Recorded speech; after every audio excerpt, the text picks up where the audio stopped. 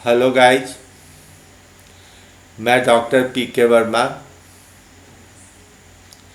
आप सभी स्टूडेंट्स और शिक्षक मित्रों का बायोलॉजी क्लास में स्वागत करता हूं। पिछले कुछ सेशंस में मैंने ह्यूमन रिप्रोडक्शन के विषय में काफ़ी डिस्कस किया है। मेल और फीमेल जेनिटल सिस्टम की रचना, उसकी क्रिया, फर्टिलाइजेशन, प्रेगनेंसी, चाइल्ड बर्थ इत्यादि। अब इस सेशन में हम लोग फैमिली वेलफेयर प्रोग्राम के विषय में जानेंगे, जिसका सबसे प्रमुख हिस्सा है बर्थ कंट्रोल। तो आखिर में इसकी ज़रूरत क्यों पड़ी? आज़ादी के बाद न सिर्फ भारत बल्कि दुनिया के अन्य कई हिस्सों में एक एक करके देश आज़ाद होते चले गए और वहाँ डेमोक्रेसी की स्थापना हुई। इसलिए एक वाइडल प्रोस्पेक्ट में लोगों ने भविष्य की कल्पना करना शुरू कर दिया। शायद पहले विभिन्न युद्धों के कारण पॉपुलेशन काफ़ी नियंत्रित रहता था, लेकिन अब युद्ध बंद होने के बाद बढ़ती हुई आबादी को देखकर एक बड़ी चिंता सभी देश के नेताओं के अंदर, कार्यकर्ताओं के अंदर, समाज सेवियों के अंदर उत्पन्न हुआ।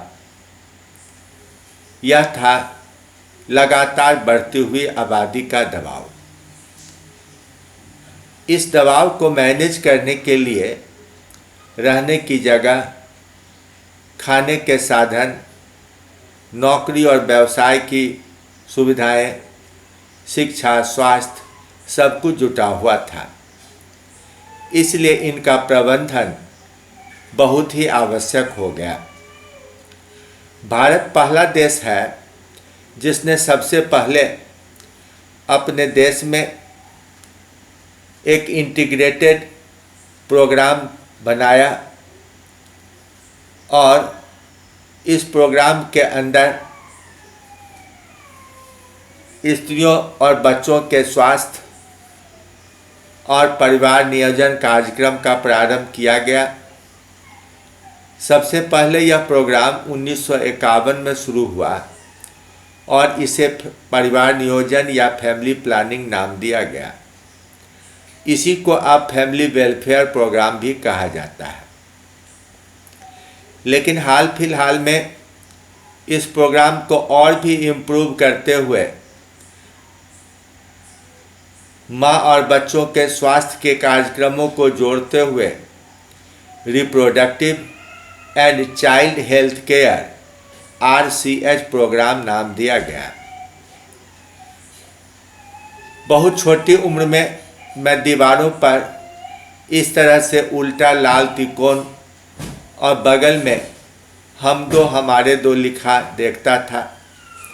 तब समझ में नहीं आती थी कि यह बात क्या है, लेकिन आज हम समझ रहे हैं कि हम दो हमारे दो का अर्थ हुआ कि जहाँ तक संभव हो सके आबादी को नियंत्रित किया जाए। ग्रोथ रेट 1 के बराबर लाना तो बहुत मुश्किल काम है, फिर भी इसे कम से कम ज़रूर किया जा सकता है। भारत जैसे देश में जो natural rate of intrinsic growth है वह 2.5 के आसपास है, जो चिंता का विषय है। तो इसलिए यह स्लोगन दिया गया कि परिवार नियोजन के सरल उपाय यानी जनसंख्या नियंत्रण, फैमिली प्लानिंग। एक सार्थक कल की शुरुआत परिवार नियोजन के साथ। यह सब नेशनल हेल्थ मिशन के अंतर्गत आया। इसमें हम लोग मुख्य रूप से सोसाइटी में अवेयरनेस, एक चेतना जागृत कराते हैं, जिससे व्यक्ति स्वेच्छा से इस कार्यक्रम को अपनावे, परिवार नियोजन की अहमियत को समझे और अपने परिवार को छोटा, नियंत्रित रखने की कोशिश करें।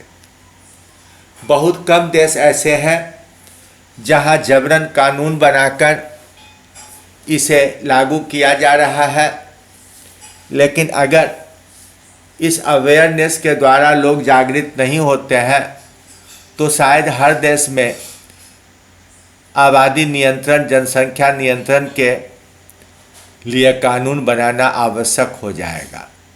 अब भारत जैसे देश में भी लगातार इस कानून की आवश्यकता पर विचार किया जा रहा है और दबाव भी बनाया जा रहा है। तो इस प्रोग्राम का सबसे बड़ा रीजन क्या है? तो 4 साल पहले ही भारत की नहीं, पूरे विश्व की आबादी 700 करोड़ हो गई। भारत में अभी यह 138 करोड़ के आसपास है और शायद विश्व की जनसंख्या 7.5 बिलियन यानी 750 करोड़ के आसपास होगी। अब इन समस्याओं को ध्यान में रखते हुए चाइल्ड बर्थ कंट्रोल की बात उठी। तो आप सभी जानते हैं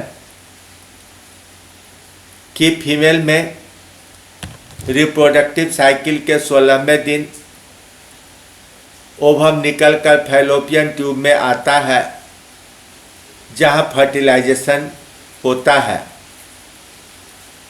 इसलिए अगर हम किसी तरीके से फर्टिलाइजेशन को रोक देते हैं या फर्टिलाइजेशन हो तो इम्प्लांटेशन को रोक देते हैं, तो इससे क्या होगा? अनवांटेड, अनचाहा गर्भधारण नहीं होगा। इसके लिए क्या किया जा सकता है? तो इसके लिए कोई कंट्रासेप्टिव यानी कि गर्भ निरोधी साधनों का व्यवहार करना जरूरी होगा। ये साधन आर्टिफिशियल हो सकते हैं, केमिकल हो सकते हैं, दवाइयों के रूप में हो सकते हैं। तो सबसे पहले हम लोग 2 प्राकृतिक विधियों की बात करें। पहला है एब्स्टिनेंस यानी परहेज और दूसरा है क्वाइटस इंटरप्टस यानी बाह्य स्खलन। तो अगर फीमेल के रिप्रोडक्टिव साइकिल के 13वें और 20वें दिन के बीच पति पत्नी के बीच कोई संबंध न रहे तो ऐसी स्थिति में फर्टिलाइजेशन का कोई प्रश्न ही नहीं उठता है और बर्थ कंट्रोल स्वयं हो जाएगा। लेकिन यदि संबंध स्थापित होता है लेकिन सीमेन का डिस्चार्ज शरीर के बाहर होता है तो ऐसी स्थिति में इसे क्वाइटस इंटरप्टस कहते हैं। थोड़ा रिस्की होने के बावजूद यह भी एक महत्वपूर्ण तरीका हो सकता है। इसके अलावे male condom, female condom, diaphragm, cervical cap और वॉल्ट, ये पीछे के 4 मेथड्स फीमेल के लिए हैं, लेकिन मेल कंडोम सबसे प्रचलित और आसान तरीका होता है, इसलिए यही सबसे अधिक प्रसिद्ध है। यह मेल या फीमेल कंडोम पतले रबर के बने हुए थैले के समान की रचनाएं हैं जो स्पर्म को जमा कर लेती हैं और बाद में इन्हें बाहर फेंक दिया जाता है। ये पतले मेम्ब्रेन आमतौर से अनमेडिकेटेड, बिना दवाई के, और मेडिकेटेड भी मिलते हैं। ये मेडिसिन्स जो इसमें यूज किए जाते हैं वे स्पर्म को मारते हैं, इसलिए अगर धोखे में भी कहीं डैमेज हुआ तो फर्टिलाइजेशन की संभावना नगण्य होती है। इसके विपरीत डायफ्राम और सर्वाइकल कैप मोटे रबर का बना हुआ, जैसे बॉटल, दूध के बॉटल का निपल्स होता है उसी तरह की रचना है। इसे सर्विक्स के पास गहराई में फिट कर दिया जाता है, जो या तो सर्विक्स को पूरी तरह से ढक लेता है और यूटेरस की दीवार, वेजाइना की दीवार में कस के चिपक जाता है, जिससे स्पर्म जाने का रास्ता रुक जाए। लेकिन शादीशुदा व्यक्ति जिन्हें एक संतान हो चुकी हो, उनमें महिलाएं इंट्रायूटेराइन डिवाइस का भी उपयोग कर सकती हैं। सबसे महत्वपूर्ण इनमें है कॉपर टी। आप ये पहले डायग्राम में देख रहे हैं, ये एक कॉपर टी है, यानी एक टी आकार का प्लास्टिक का स्ट्रक्चर जिसके ऊपर पतला सा कॉपर का प्लेटिंग किया रहता है। दूसरा डिवाइस है मल्टी लोड। इसका अगला हिस्सा थोड़ा इलास्टिक होता है, यूट्रस में आने के बाद फैलकर ये दोनों तरफ के फैलोपियन ट्यूब के ओपनिंग को ढक लेते हैं। इसके संपर्क से गुजरने पर स्पर्म्स मर जाते हैं और इस तरह से फर्टिलाइजेशन की संभावना नगण्य हो जाती है। ये दोनों फर्टिलाइजेशन के बावजूद ओवम को नीचे उतरने से रोकते हैं और कॉपर आयंस के कारण वह फर्टिलाइज एग भी अक्सर मर जाया करता है। इसके अलावे विभिन्न प्रकार के स्टेरॉइड्स के द्वारा उत्पन्न दवाइयों का भी उपयोग होता है। इनमें कई दवाइयाँ स्पर्म मारने के लिए, कुछ अंडोत्सर्जन को रोकने के लिए, कुछ इम्प्लांटेशन को रोकने के लिए, और इनमें से कुछ ऐसी दवाइयाँ हैं जो कि एबॉर्टिव हैं, यानी भ्रूण को नष्ट करने वाले भी हैं। तो अब दवाइयों के लिस्ट में कई सारे केमिकल्स हैं, जिनमें कुछ एस्ट्रोजन से रिलेटेड तो कुछ प्रोजेस्टेरॉन से रिलेटेड दवाइयाँ हैं। इंट्रावेजाइनल यूज के लिए कई प्रकार के क्रीम, जैसे कि यहाँ डेल्फिन एक ब्रांड नेम है, जेली जैसे कि परसेप्टिन और वोल्पार पेस्ट, फोम टैबलेट्स जैसे कि एरोसॉल फोम, क्लोरीमिन टी और कॉन्टैब इत्यादि यूज किए जाते हैं। हार्मोन रिलीजिंग इंट्रायूटेराइन डिवाइसेज भी हैं, जिसमें प्रोजेस्टेरॉन और लीवोनॉर्जेस्ट्रेल का इंतजाम उपयोग किया जाता है। LNG-20 लीवोनॉर्जेस्ट्रेल से बना हुआ है और ये काफ़ी पॉपुलर भी है।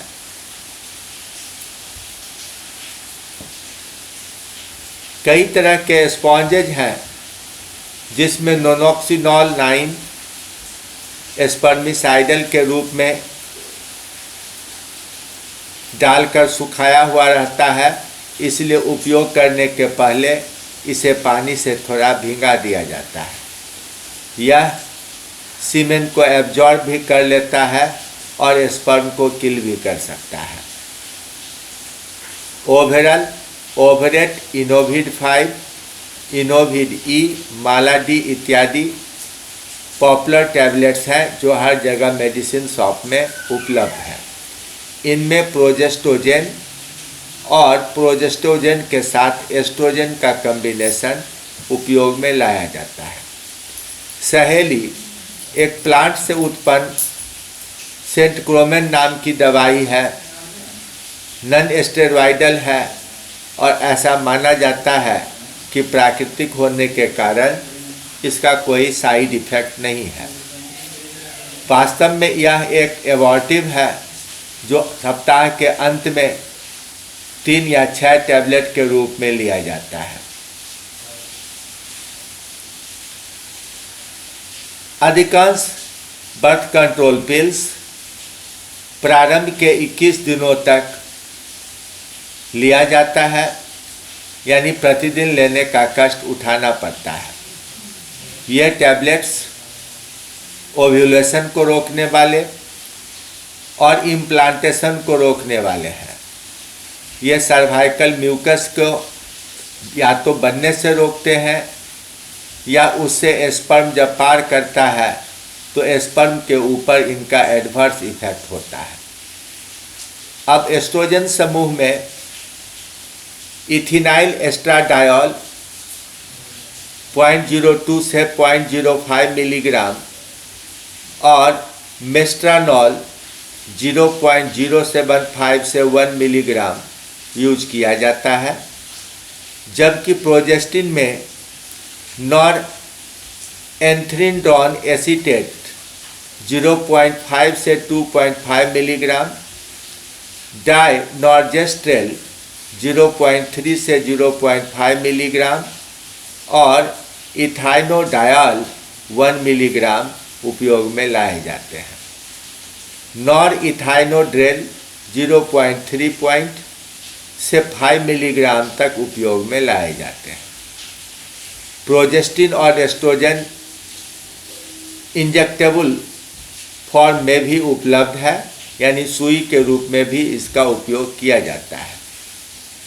डिपोट मेट्रॉक्सीप्रोजेस्टेरॉन एसीटेट DMPA 150 मिलीग्राम 3 महीने में या 300 मिलीग्राम 6 महीने में। नॉरएथिस्टेरॉन इनैंथेट NET-EN 200 मिलीग्राम 2 महीने में एक सुई के रूप में यूज किया जाता है, इसलिए यह धीरे धीरे पॉपुलर होता जा रहा है। साइक्लोफेन और मेसिग्ना ये इंजेक्टेबल है, इनमें DMPA 25 मिलीग्राम और NET-EN 50 मिलीग्राम, इसके साथ साथ 5 मिलीग्राम एस्ट्राडायोल मिला रहता है। यह महीने में एक बार इंजेक्शन के रूप में लिया जाता है। इसके अलावा कैप्सूल के रूप में इम्प्लांट मिलते हैं जो स्किन के नीचे बाह में लगा दिए जाते हैं और कई महीने तक इफेक्टिव होते हैं। इम्प्लानोन नाम का एक अकेला लंबा कैप्सूल 40 मिलीमीटर लंबा और 2 मिलीमीटर डायमीटर का होता है। इसमें 60 मिलीग्राम 3-कीटो डिसोजेस्ट्रेल रहता है। यह 3 साल तक इफेक्टिव रहता है। नॉरप्लांट, जिसमें 36 मिलीग्राम लीवोनॉर्जेस्ट्रेल पाया जाता है, 6 कैप्सूल के सेट में मिलता है, 24 मिलीमीटर लंबा और 2.4 मिलीमीटर डायमीटर। इस 6 को फैन के आकार में सजाकर बाह में स्किन के नीचे फिट कर दिया जाता है। यह 5 साल तक इफेक्टिव होता है। इस फोटोग्राफ में आपको दिखलाया जा रहा है कि किस तरह से ये 6 लंबे लंबे कैप्सूल होते हैं और एक सिरिंज की मदद से स्किन के नीचे आपको एक बाह का फोटोग्राफ दिखलाया गया है, जिसमें स्किन के नीचे आपको हल्की धारी के रूप में ये 6 कैप्सूल लगे हुए दिखाई पड़ रहे हैं। इसके अलावा जब 1 या 2 संतान उत्पन्न हो जाए तो सर्जरी के द्वारा परमानेंट बर्थ कंट्रोल किया जा सकता है। पुरुषों में इसे वासेक्टोमी कहा जाता है। यह ज़्यादा आसान है, ज़्यादा पॉपुलर है, लेकिन महिलाओं में इसे ट्यूबेक्टोमी कहा जाता है। आप इन 2 फोटोग्राफ्स को देखिए। पहला मेल का है, इसमें दोनों ओर के जो भास डिफरेंस हैं उस भास डिफरेंस को 2 जगह से काटकर और फिर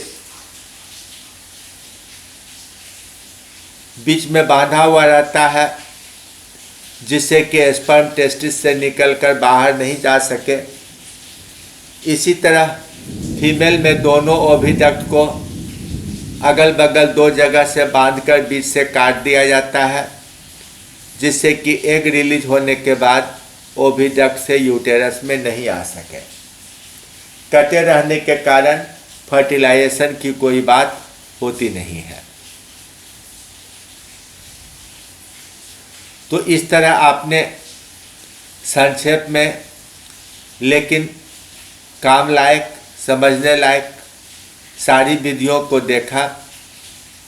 अब अगले सेशन में हम लोग इनफर्टिलिटी मैनेजमेंट की बात करेंगे, यानी ऐसे कपल जिन्हें संतान नहीं हुई है उनमें संतान कैसे हो सकती है, इसकी बात करेंगे। Thank you very much.